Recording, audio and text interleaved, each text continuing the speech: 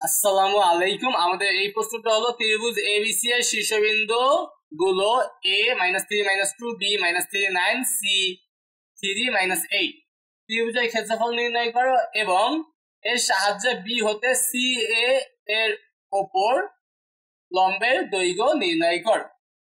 তো এখানে আমরা যা যা দেওয়া আছে একটু লিখে নেই। দেওয়া আছে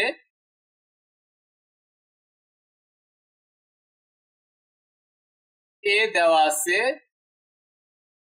-3 -2, B বিন্দু দেওয়া আছে -3 9, C বিন্দু দেওয়া আছে 5 -8। তো এই তিনটা বিন্দু দেওয়া আছে।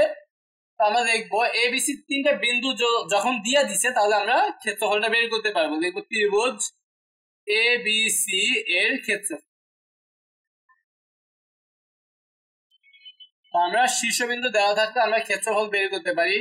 দেখবো হাফ ইন্টু এখানে আমাদের তিনটা যে বিন্দু, এই তিনটা বিন্দুর ভুজগুলো হবে প্রথম কলাম। যেমন এখানে হবে -3, তারপর এইটা হলো -3, আর এটা হলো 5।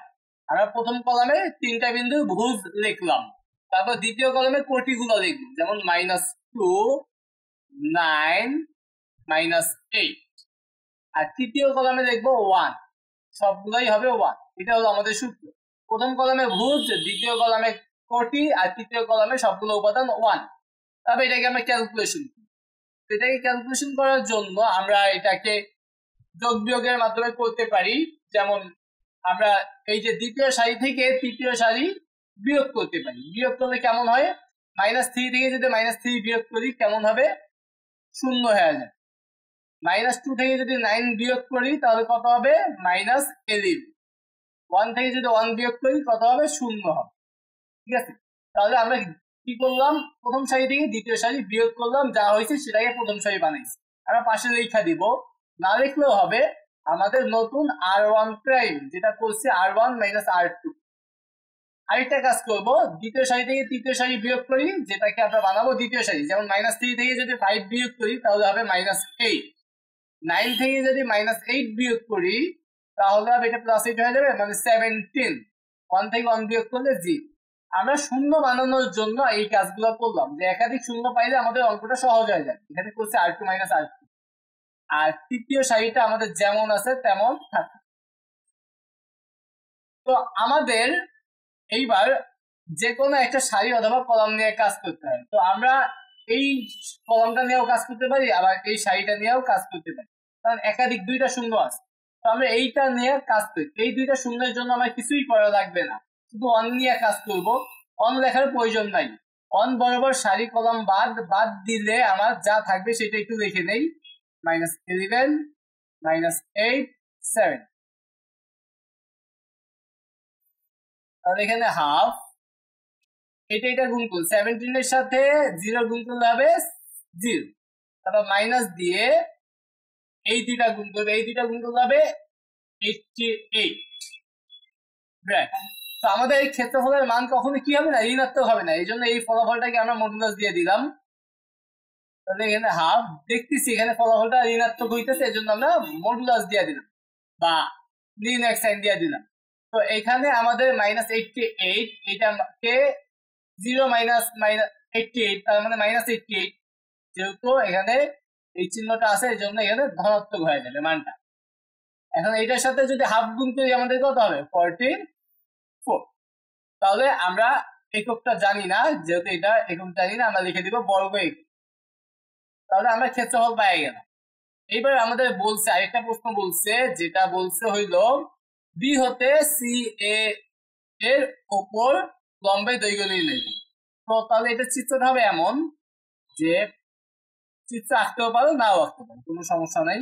যেহেতু বি হতে বলছে আমরা এটাকে বি বিন্দু বললাম, এটাকে এ বিন্দু বললি, এটাকে সি বিন্দু, এটাকে সি বিন্দু।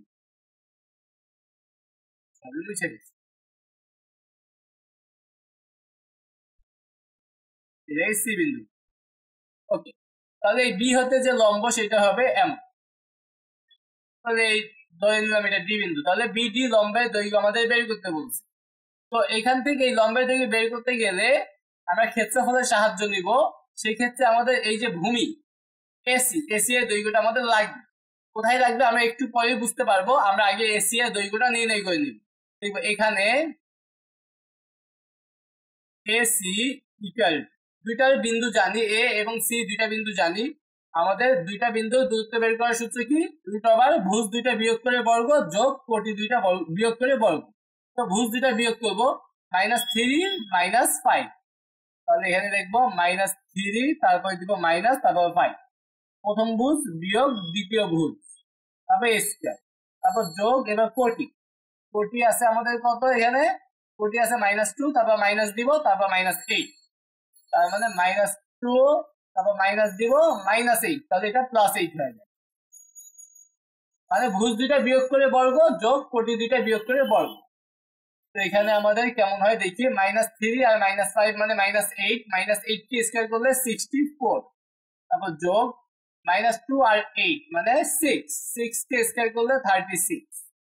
এখানে 36 আর 64 হলো 100 কে রুট করলে হবে 10, 100 কে রুট করলে কি হবে? 10।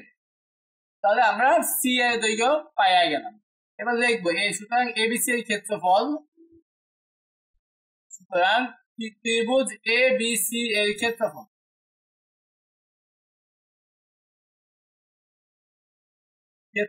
ইকুয়াল টু আমরা বলতে পারি হাফ ইন্টু লম্ব গুণ ভূমি। যেহেতু আমাদের এই যে বিডি হলো লম্ব, তাহলে আমরা লিখতে পারি বিডি লম্ব গুণ ভূমি, ভূমি হলো এস। এইটা দিবা এবিসি ত্রিভুজের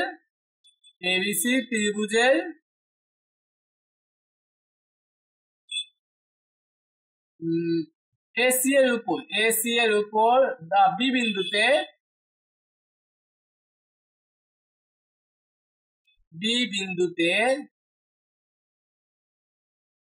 এসি এর উপর লম্ব বিডি হলে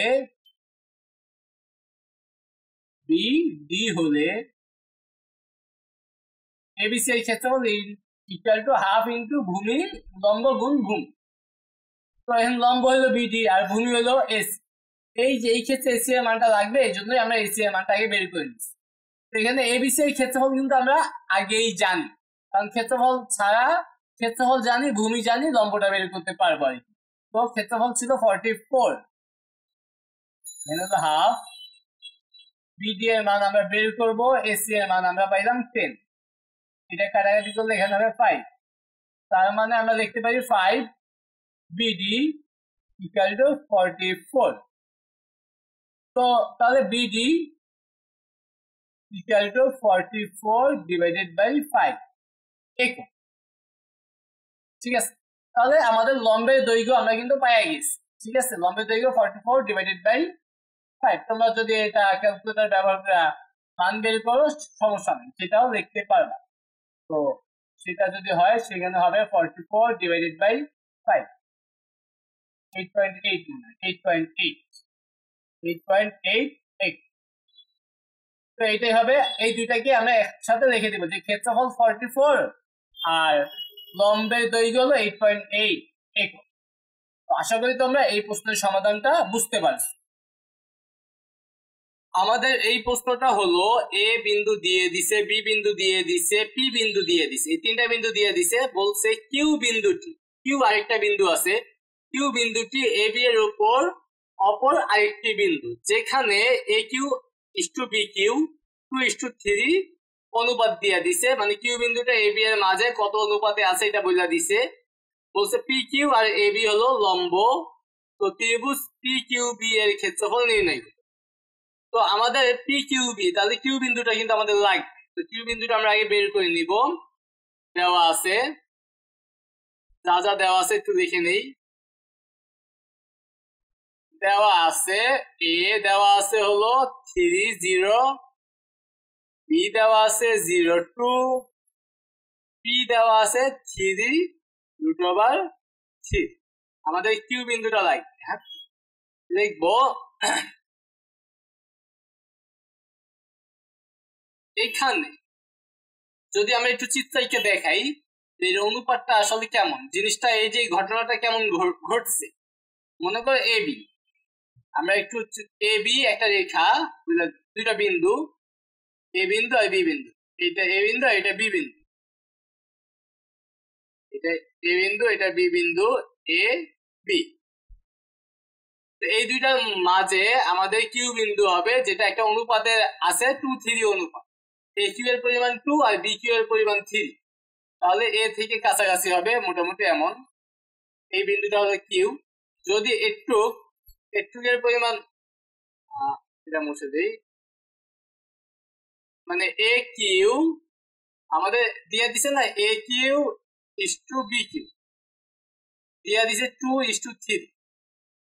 এইটা বলতে মূলত কি বুঝাইতেছে? এটা বলতে বুঝায় এ থেকে কিউ এর দৈর্ঘ্য যদি হয় 2, তাহলে বি থেকে কিউ এর দৈর্ঘ্য হবে 3।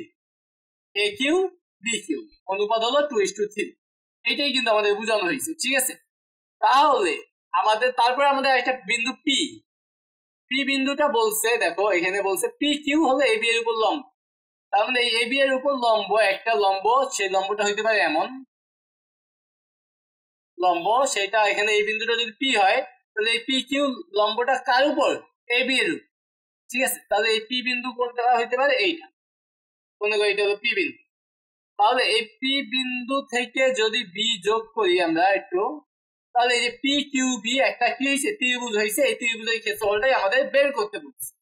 তো আমরা কিউ বিন্দুটা বের করি, দেখবো এখানে কিউ বিন্দুটা বা বিন্দুটি এবি কে 2:3 অনুপাতে অন্তবিভক্ত করে। তো চিত্র আঁকার প্রয়োজন নাই, তবে যদি চিত্র আঁকো খারাপ হবে না। অনুপাতে অন্তবিভক্ত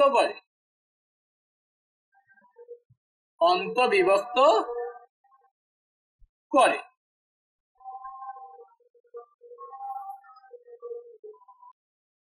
সুতরাং কিউ বিন্দুটি অন্তবিভক্তের সূত্র অ্যাপ্লাই করতে হবে। কিউ বিন্দুটি, আমাদের সূত্রটা কি ছিল সেটা আমাদের বুঝতে হবে।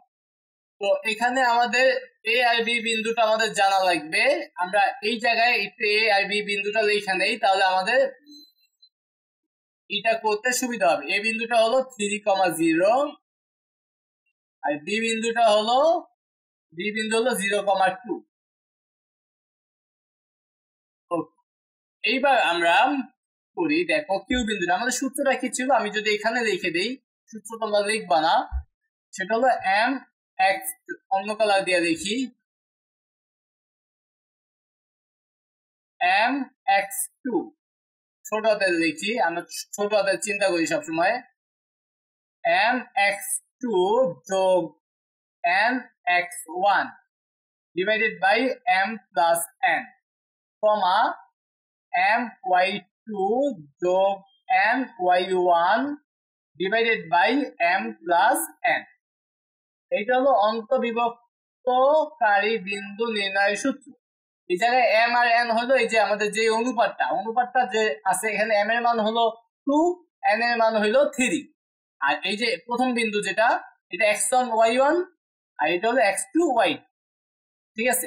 তাহলে আমরা বিন্দুটা বসাই, এই সূত্রটা একদম অ্যাপ্লাই করি। এম এর মান হলো 2, তাহলে 2 লিখলাম, তারপর এম এর সাথে কি x2, এটা x1 y1 এটা x2 y, তাহলে x2 হলো 0, 2 ইনটু 0, তারপর যোগ n এর মান হলো 3 ইনটু x1 এর মান হলো 3 divided by m plus n মানে 2 প্লাস 3। এটা ক্যালকুলেশন করলে যা হবে সেটাই হবে ভুজ। তারপর কমা কোটির জন্য m ইনটু y2 এর মান কত? 2, তারপর যোগ n এর মান 3 ইনটু y1 এর মান কত? 0, আর নিচে হলো m প্লাস n। তাহলে এখানে আমাদের বিন্দু এখানে হবে 0, এখানে হবে 9, এখানে হবে 5, মানে 9/5, এখানে 0, এখানে 4 আর এখানে 5, মানে 4/5। তাহলে কিউ বিন্দুটা কিন্তু আমরা পাইয়া গেছি। আর এদিকে আমাদের পি বিন্দু জানা আছে, বি বিন্দুও জানা আছে, তাহলে আমরা ক্ষেত্রফলটা বের করতে পারবো, পি কিউ বি এর ক্ষেত্রফল দেখবো। সুতরাং ত্রিভুজ পি কিউ বি এর ক্ষেত্রফল ইকুয়াল টু হাফ নির্ণয় করবো। প্রথমে তিনটা বিন্দুর ভুজ, পি বিন্দুর ভুজ কত সিরিয়ালে বসায় দেবো। পি বিন্দুর ভুজ হলো 3, কিউ বিন্দু তারপর কিউ বিন্দু লিখবো। পি বিন্দুর ভুজ 3, তারপর কিউ বিন্দুর ভুজ হলো 9/5, তারপর বি বিন্দুর ভুজ হইল 0। তিনটার ভুজ লিখলাম, এবার তিনটার কোটি লিখবো। তিনটার কোটি, পি বিন্দুর কোটি হইল পি বিন্দু কই, পি বিন্দুর কোটি √3, কিউ বিন্দুর কোটি হলো 4/5, আর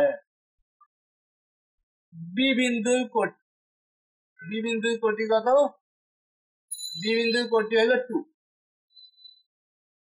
আর তৃতীয় কলামে হলো 1 1 1। এবার এটাকে আমাদের ক্যালকুলেশন করতে হবে। তো ক্যালকুলেশন করতে গেলে যদি আমি একটা শূন্য বানাইতে পারি তাহলে আমাদের জন্য অঙ্কটা সহজ হবে। তো আমরা কাজ করবো, বিয়োগ করি, প্রথম সারি থেকে দ্বিতীয় সারি বিয়োগ করি। 3 বিয়োগ 9/5 দেখলাম, এভাবেই দেখি 3 বিয়োগ একটা লাইন হোক, সমস্যা নাই। 9/5 পরেরটা হলো √3 মাইনাস 4/5, 1 বিয়োগ 1, মানে এক কথায় প্রথম সারি থেকে দ্বিতীয় সারি বিয়োগ করবে। তো এখানে আমরা দেখতে পারি r1 prime equal to r1 minus r2 বিয়োগ করলাম, কারণ এখানে কিন্তু শূন্য পাবো, আমাদের উদ্দেশ্য হলো শূন্য পাওয়া। এবার দ্বিতীয় সারি থেকে তৃতীয় সারি বিয়োগ করি, 9/5 মাইনাস 0, 4/5 মাইনাস 2, 1 মাইনাস 1, মানে r2 prime equal to r2 থেকে r3 বিয়োগ করলাম, আর তৃতীয় যেটা আছে সেটা যেমন আছে তেমন থাকবে। তারপর আমরা কাজ করব এখানে হাফ। এবার এই যে যোগ বিয়োগ গুলো করে ফেলবো, যেমন এটা বিয়োগ করলে 3 5 15, 15 থেকে 9 গেলে কত থাকে, 15 থেকে 9 গেলে থাকে 6, তার মানে 6/5, 6/5 বিয়োগ করব। এটা আমাদের এমনই থাকুক, কারণ √ওভার টাইপের মান, বা লিখতে পারি 5 √3 মাইনাস 4 ডিভাইডেড বাই 5, এটা হলো 0, এটা হলো 9/5 হবে। এটা বিয়োগ করলে হবে 10, কারণ মাইনাস 6/5, এখানে হবে 0। একটু লম্বা করি, এটা 0 2 1। ওকে, আমরা যে কোনো সারি বা কলাম নিয়ে কাজ করবো, তাই না? আমি এই কলামটা নিয়ে কাজ করি, কারণ এই কলামে দুইটা শূন্য আছে, এখানে দুইটা শূন্য আছে, এই 1 নিয়ে শুধু কাজ করব। আমরা চাই না, আমরা এইটা নিয়েই কাজ করব, এটা নিয়ে কাজ করার একটা শূন্য, তো 1 নিয়ে কাজ করলে 1 বরাবর সারি কলাম বাদ দিয়ে যা থাকবে সেটা একটু লিখি। 6/5, 9/5, এখানে হলো 5 √3/2/5 মাইনাস 6/5, মানে দুইটা সারি দুইটা কলাম বিশিষ্ট একটা নির্ণয় হয়ে গেছে। তো এটাকে ক্যালকুলেশন করবো এখন হাফ, এটা গুণ করলে দুইটাই কিন্তু সেম জিনিস, 6/5 6/5, তাহলে হবে একটা প্লাস আর একটা মাইনাস, তাহলে মাইনাস 6/5 স্কয়ার, ঠিক আছে। তারপর মাইনাস দিয়ে এই দুইটার গুণফল, এই দুইটার গুণফলটা কেমন হবে দেখো, 5 আর 5 গুণ করলে 25, আর এই 9 দিয়ে এই দুইটাকে গুণ করলে 9 দিয়ে গুণ করলে 45 √3 মাইনাস 4 নং 36, সেকেন্ড ব্র্যাকেট দিয়ে দিলাম। তারপরে আমরা এখানে দেখতে পারি হাফ, এখানে আমাদের মাইনাস 36, এখানে হলো 25, এখানে মাইনাস, এখানে 4 5 √3 মাইনাস 36 ডিভাইডেড বাই 25, ব্র্যাকেট দিতে পারি ফার্স্ট ব্র্যাকেট, এখানে হাফ। ক্যালকুলেশনটা একটু জটিল দেখা যাইতেছে, এখানে লসাগু হবে 25, তাহলে এখানে হবে মাইনাস 36, আর এটা হবে সামনে মাইনাস, তার মানে মাইনাস 4 5 √3, এখানে হবে প্লাস 36, মাইনাসে মাইনাসে প্লাস হয়ে যাবে, এই মাইনাস আর এই মাইনাস মিল, ব্র্যাকেট দেই। এখানে আমাদের ফলাফলটা মাইনাস হইতেছে দেখা যাইতেছে, আমরা মডুলাস দিয়ে দিব, মাইনাস 36 প্লাস 36 বাদ দিয়ে এখানে থাকবে মাইনাস 45 √3 ডিভাইডেড বাই 25, মডুলাস দিয়ে দেই,